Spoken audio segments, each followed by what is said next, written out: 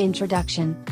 My father, Philip A. Fisher, looked with great pride on Warren Buffett's adoption of some of his views and on their long and friendly relationship. If my father had been alive to write this introduction, he would have jumped at the chance to share some of the good feelings he experienced over the decades from his acquaintance with one of the very few men whose investment star burned so brightly as to make him dim by comparison.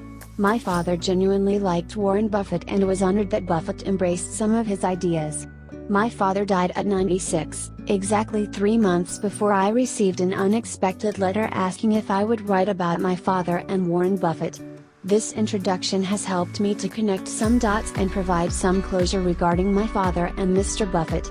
For readers of the Warren Buffett Way, I hope I can provide a very personal look into an important piece of investment history and some thoughts on how to best use this wonderful book.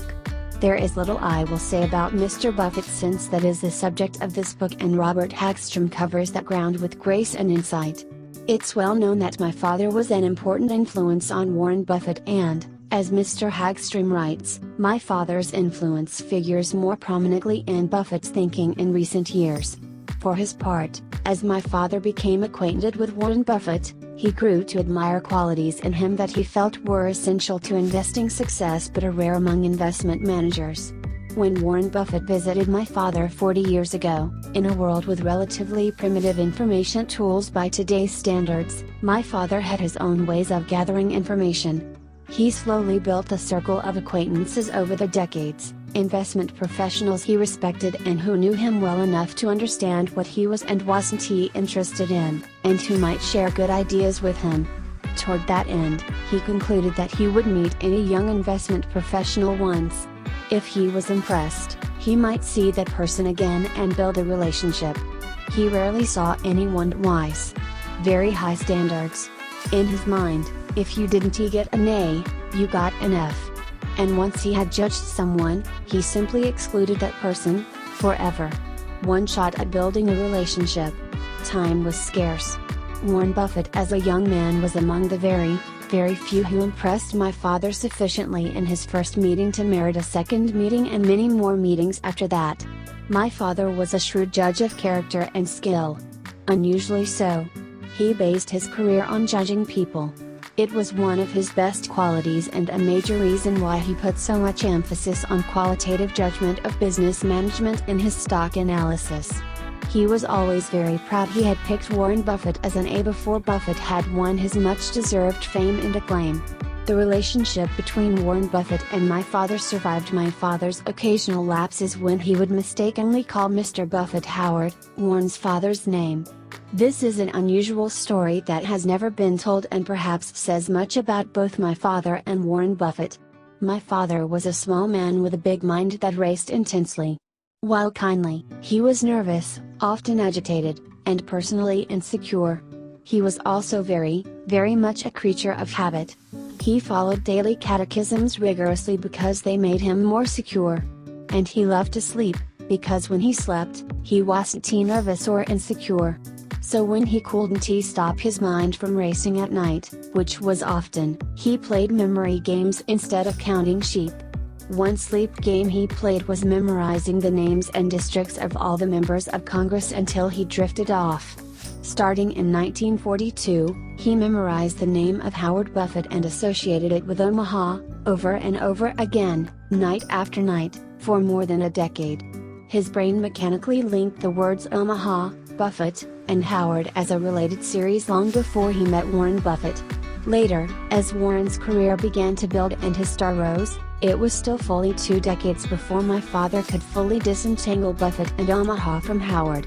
That annoyed my father because he couldn't control his mind and because he was fond of Warren Buffett and valued their relationship. Father knew exactly who Warren Buffett was, but in casual conversation he often said something like that bright young Howard Buffett from Omaha. The more he said it, the harder it became to eliminate it from his phraseology. A man of habit habitually vexed. Early one morning when they were to meet, my father was intent on sorting out Howard from Warren. Still, at one point in the conversation, my father referred to Warren as Howard.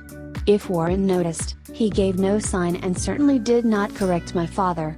This occurred sporadically throughout the 1970s. By the 1980s, my father finally had purged the word Howard from any sentence referencing Buffett. He was actually proud when he left Howard behind for good. Years later, I asked him if he ever explained this to Warren. He said he hadn't because it embarrassed him so much. Their relationship survived because it was built on much stronger stuff. I think one of the kernels of their relationship was their shared philosophy in associating with people of integrity and skill. When Mr. Buffett says in regard to overseeing Berkshire Hathaway managers, "We don't tell .400 hitters how to swing," that is almost straight from Phil Fisher's playbook. Associate with the best, don't be wrong about that, and then don't tell them what to do. Over the years, my father was very impressed with how Mr. Buffett evolved as an investor without compromising any of his core principles. Every decade, Mr. Buffett has done things no one would have predicted from reading about his past, and done them well. Within professional investing, most people learn and craft form some particular style of investing and then never change. They buy low price earnings, PE, stocks or leading tech names or whatever. They build that craft and then never change, or change only marginally. In contrast, Warren Buffett consistently took new approaches, decade after decade, so that it was impossible to predict what he might do next. You could not have predicted his 1970s franchise orientation from his original strict value bent.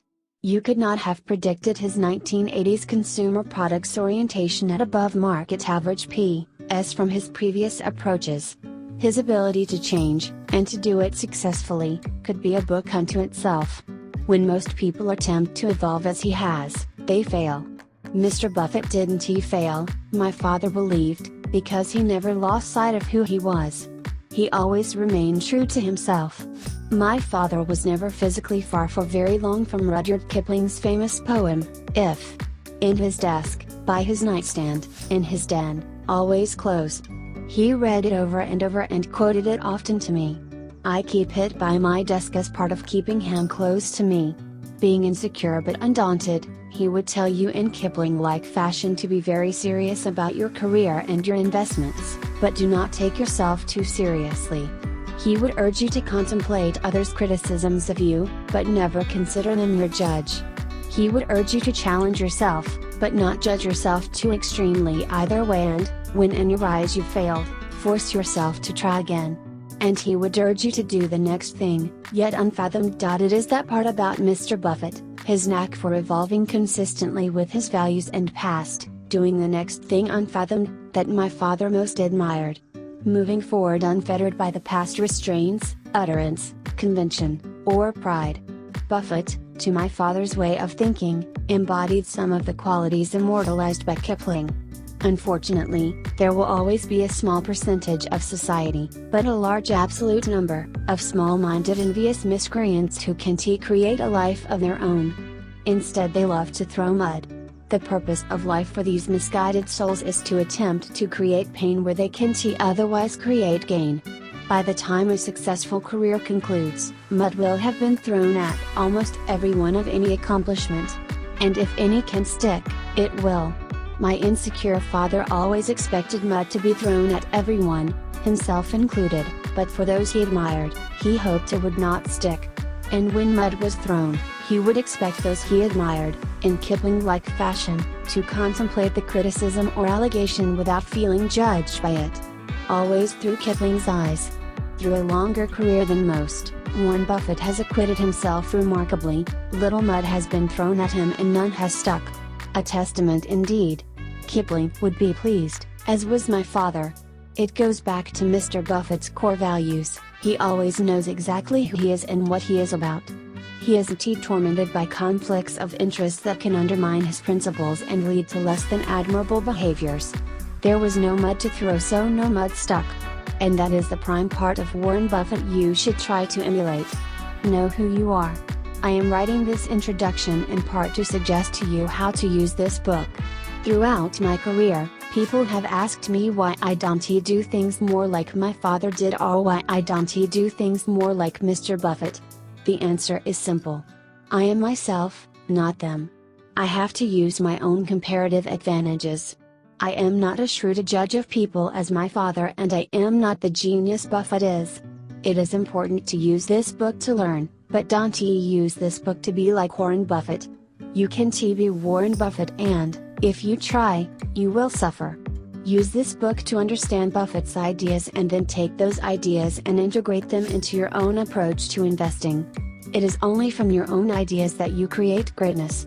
The insights in this book are useful only when you ingest them into your own persona rather than trying to twist your persona to fight the insights. A twisted persona is a lousy investor unless you are twisted naturally. Regardless, I guarantee that you cannot be Warren Buffett no matter what you read or how hard you try. You have to be yourself. That is the greatest lesson I got from my father, a truly great teacher at many levels, not to be him or anyone else, but to be the best I could evolve into, never quitting evolution. The greatest lesson you can glean from Warren Buffett? To learn from him without desiring to be like him. If you're a young reader, the greatest investment lesson is to find who you really are. If you're an older reader, the greatest lesson is that you really are much younger than you think you are and you should act that way, a rare gift. Were that not possible, then Mr. Buffett wouldn't he still be ably evolving at what for most people is post-retirement age. Think of Warren Buffett as a teacher, not a role model, and think of this book as the single best explanation of his teachings, well stated and easily learned. You can learn an enormous amount from this book, and that can be the foundation for developing your own successful investment philosophy. Kenneth L. Fisher. July 2013.